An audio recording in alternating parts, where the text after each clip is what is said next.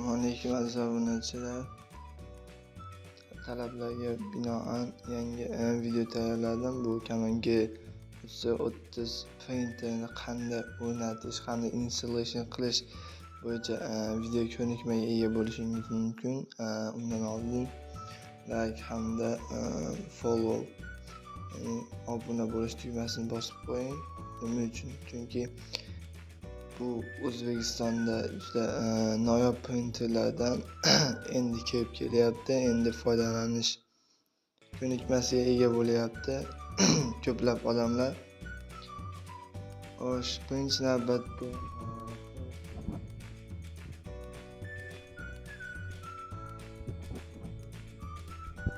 birinchi olganingizda shu korobkada olasizlar va maxsus sarafonlar, barcha narsani olganlaridan keyin u yerda o'zini maxsus shinori ham bor. Birinchi navbatda shinorini suqib olamiz.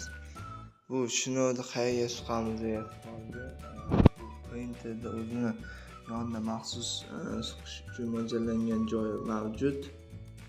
Shu yerga suqamiz. Suqib olamiz.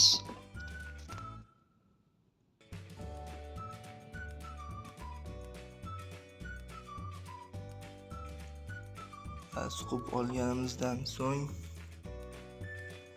endi shinorni to'kka suqishimiz mumkin.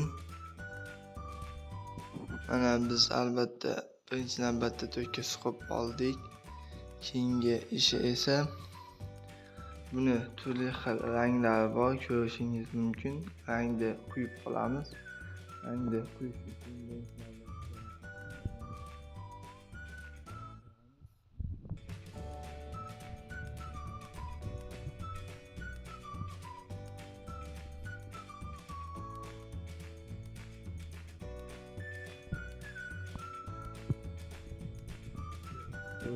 printerda asosida ishlaydi. Ko'tarishni yana bir bor qaytaraman. Ochishni bu yerdan ushlab ko'taradigan bo'lsangiz va ochiladi. O'zi avtomatik ushlab turadi. Keyin bu yerda esa ranglari bor, rangli, ko'k, pushti hamda sariq ranglari. Endi rangni qanday quyamiz degan savolga o'zining maxsus ranglari bor. Birinchi navbatda ranglarni olamiz.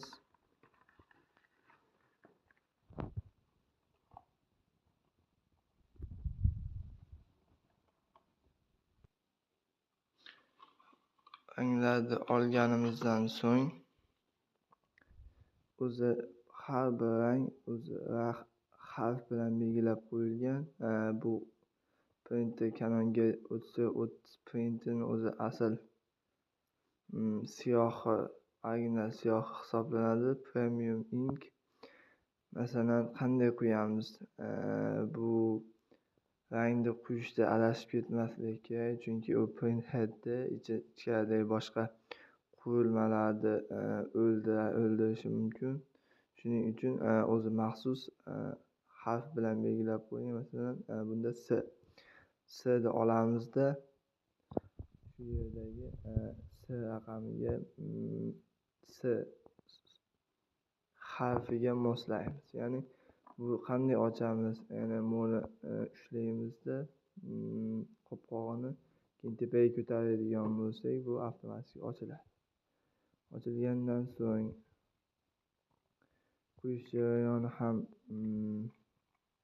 juda oson, qiyin emas. Albatta olamizda shu yerga bu hech qanaqa bunday to'kilmaydi, chunki bu asli moslangan shu printer uchun. Bu yerga suqamizda hamda shunday qo'yadigan bo'lsak, u quyiladi. Keyin bemalol bu ishni olishimiz mumkin. Hozir o'zimizni siyohimiz yetarligi sababli hozirchalik quyimiz faqatgina ko'rsatib berish maqsadida ozgina quydik. Shunday shaklda quyadi degan maqsadda va biz undan so'ng Siyohlarga qarashimiz mumkin. Siyoh asosan to'la tugani yaxshi. Eng muhim qismi eng past qiymati bor. Siyohga qaraydigan bo'lsangiz, pastida eng minimal qiymat bor, shundan tushib ketmasligi kerak. Ko'rsatganimdek harflari bor, masalan S ga S, qora rang esa mana BK deb qo'ygan, o'zini maxsus joyi bor, shu yerga qo'yiladi. Va hozirchalik yopib turamiz, o'zi avtomatik yopiladi. Keyin birinchi navbatda buni yoqib olamiz. Shinyorga suqqanimizdan keyin albatta bu yonadi va yongandan so'ng bu yerda yana ochamizda, u yerda o'zini maxsus hozir aytadigan bo'lsam, bu ancha muddatdan beri ishlayapti. Shuning uchun ham printhead, ya'ni bu moslamasi olinmagan, ya'ni chekada turibdi. Agar yangi o'rnatayotgan, yangi olib kelgan bo'lsangiz, bu qurilmasi o'rtada turadi hamda bemalol tashqaridagi printheadlarni qo'yishingiz mumkin. Keyin agarda shu qurilmasi hisoblanadi, ya'ni rangni har tomonga yoyib rasm yoki boshqa matnlarni paydo qiladi. Bu ishlaganda bu chekada turishi mumkin.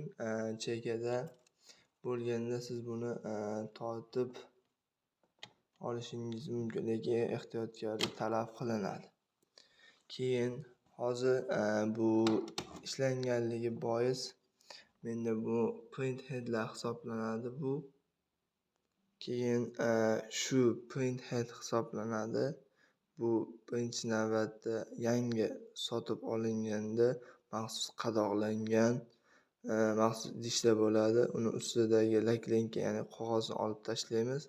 Olib kelib tashlaganda shunday holatga keladi. Endi buni qanday joylaymiz degan savol tug'ilishi mumkin. Bu savolga o'zini maxsus ko'rsatib qo'ygan belgisi S harf turibdi. Shuni printhead ustida S hamda B. Bu ikkita printhead tushadi, bo'ladi. Ustiga laklenkalar olgandan so'ng bu yerga joylanadi. Bu printheadni endi bu printer ichiga joylab olamiz. Ikkita. Hozir bittasi men bu printer ishlatayotganligim uchun olganim yo'q. Bittasida tushuntirishim ham mumkin. Ikkinchisini o'zingizlar qo'yib olasizlar. Mana ketdik. Xo'sh, endi buni joylashtirib olamiz.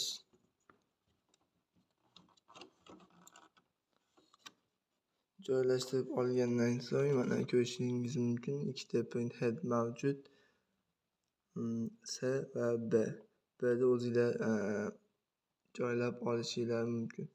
Undan so'ng bu moslama yopiladi. Qanday yopamiz degan savol tug'iladi. Bu qurilmani, bu qopqog'ini ezadigan bo'lsak, bu yopiladi. Keyin shu bilan printhead o'rnatiladi. Bu ichidagi qurilmalari hozirchalik joylandi va undan so'ng qopqog'ini yopamiz.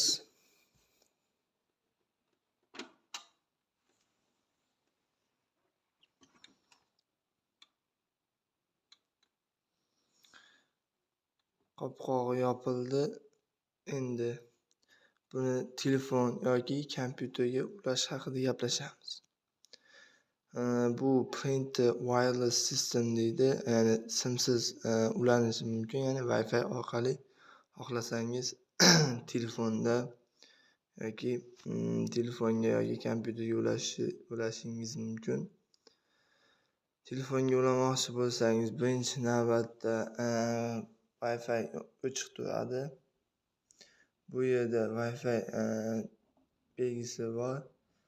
Shuni bosasizlar.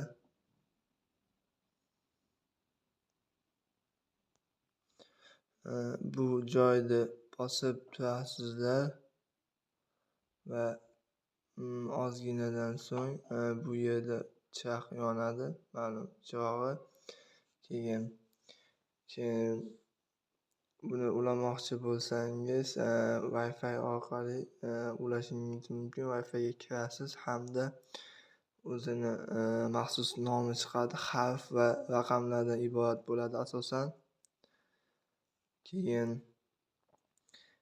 boshida bu kodlangan bo'ladi. Kodini bilmoqchi bo'lsangiz, orqasida kodi mavjud yoki o'zini kitobchasidagi bor beriladi. Hamda bundan tashqari agar topa olmaydigan bo'lsanglar, buni oldingi video joylaganmiz, shunda batafsil yoritganmiz. Bu albatta o'rnatish edi.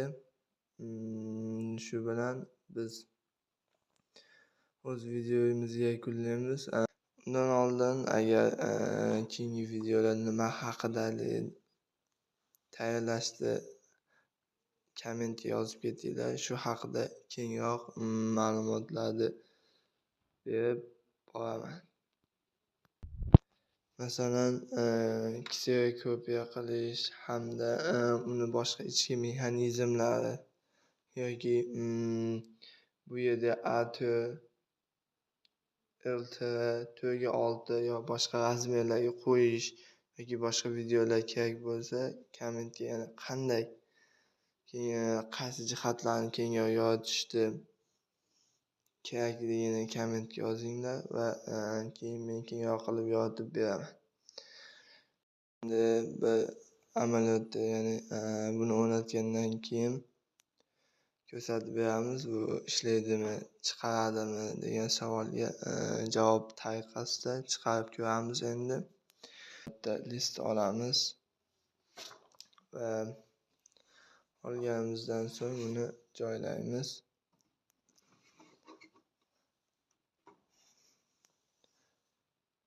Undan so'ng